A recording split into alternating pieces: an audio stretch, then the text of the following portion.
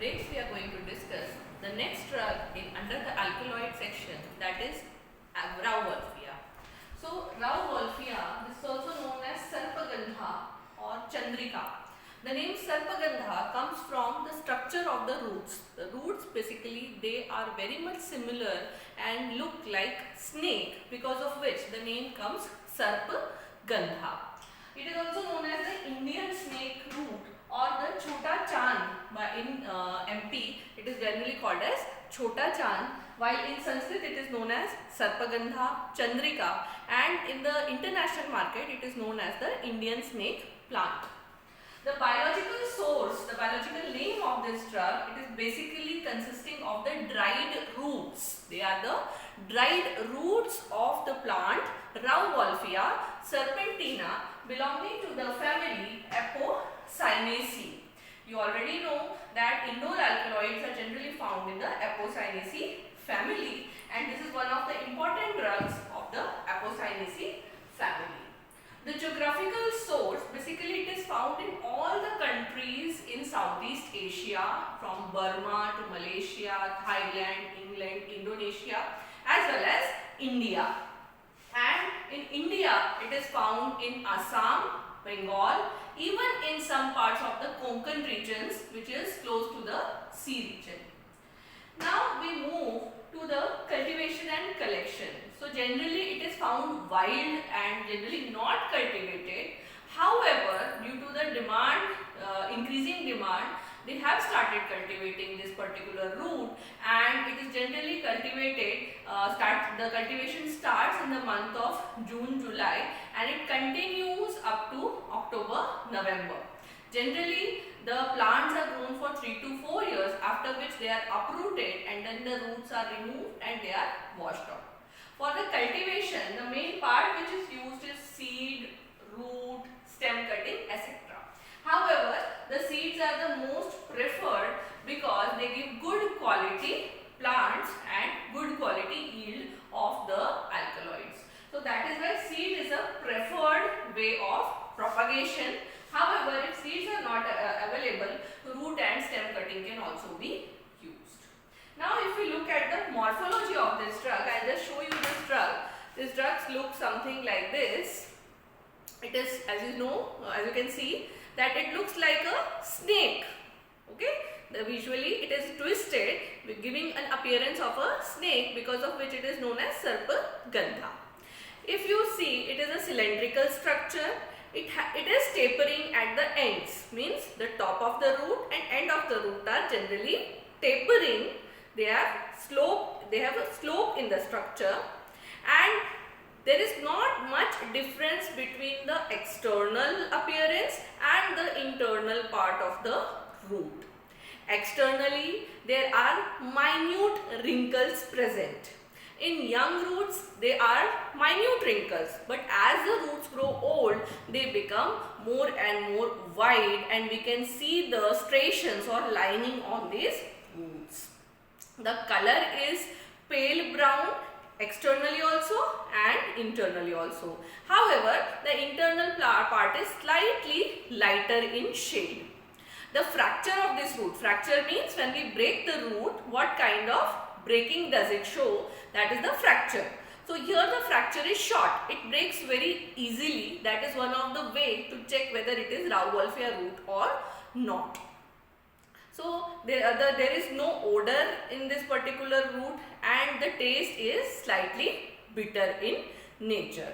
So we saw the color, odor, taste, appearance. It is cylindrical with tapering ends, and it also has a twisted appearance like a snake. Internally and externally there is not much difference in the structure. So this is about the morphology of Rauwolfia. Now we move further and we discuss about the chemical constituents of Rauwolfia. So as it is an alkaloid containing drug, it contains about 0.7 to 2.4% of total alkaloids in the root. This is by weight. And till date, about 80 alkaloids have been identified of different kinds.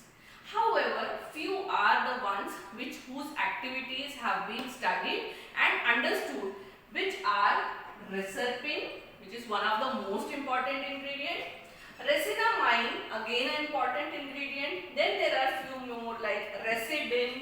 raubesin, desperidine. Agemelicin is again one of the important ingredients generally found in many Apocynaceae family plants, and it is also very useful medicinal ingredient.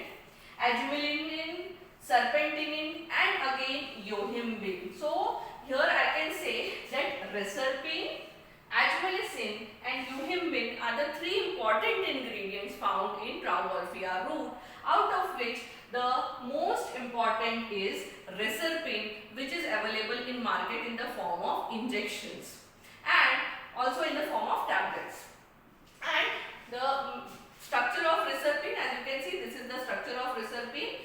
So we have the what is this? This is the indole ring, which is present in the reserpine, making it the indole alkaloid. And as we already studied in earlier lectures, that stricticidin, this is the ingredient or the precursor, strictocidin, which is synthesized from loganin as well as tryptamine derivatives, and we get strictocidin. Strictocidin is the precursor for synthesis of reserpine. So this is the structure of reserpine. If this part is removed, if we remove this methoxy derivative part, then the structure which is formed is yohimbine. So yohimbine and reserpine are very much similar in the structure. Now we move to the main uses of Rauwolfia. If I talk about the therapeutic uses of Rauwolfia root, the traditional uses, traditionally it has been reported in India as well as in other countries like in China as well as Southeast Asia to be hypnotic. It has an effect on the CNS. It is also sedative, and it is used in the treatment of insanity, means it has a very good effect on the CNS. It also is used to reduce the pain in the bowels, means it has effects on the smooth muscles of our intestine, and thus it reduces the pain in the bowels. Further, it is responsible for increasing uterine contractions. Therefore, it is generally used during labor to induce the you can say delivery of the baby. So it increases uterine contractions. It is again having the effect on the neurons and used in various neuropsychiatric disorders to treat them.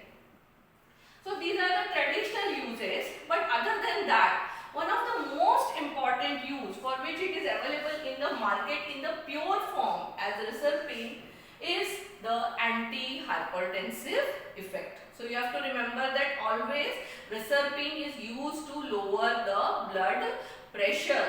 So it is generally combined with thiazide diuretics. Thiazide diuretics are generally given to the patients having high BP. It helps in reducing the edema in the body, and thus it reduces the blood pressure. Now here reserpine in combination with diuretics is a very good antihypertensive. Now how does it act? Basically it is a noradrenergic drug. How is it a noradrenergic drug? Basically it blocks the VMAT2. VMAT2 stands for vesicular monoaminotransferase 2 enzyme. It is vesicular monoaminotransferase enzyme. So it basically blocks this enzyme, and because of which there is depletion of all the catecholamines which are present at the peripheral nerve endings. So once these catecholamines are depleted, automatically the effect of this catecholamines is stopped. What is the effect of these catecholamines? They generally control the heart rate, they increase the force of contraction of the heart, and they also lead to the peripheral vascular resistance. This peripheral vascular resistance is responsible for increase in the blood pressure. Once these catecholamines are depleted, this vascular resistance decreases, because of which automatically the blood pressure also reduces. This is how it is acting as an antihypertensive agent. So this is about the main application or therapeutic use of reserpine. There are other ingredients also which have various effects mainly on the CNS as well as the cardiovascular system.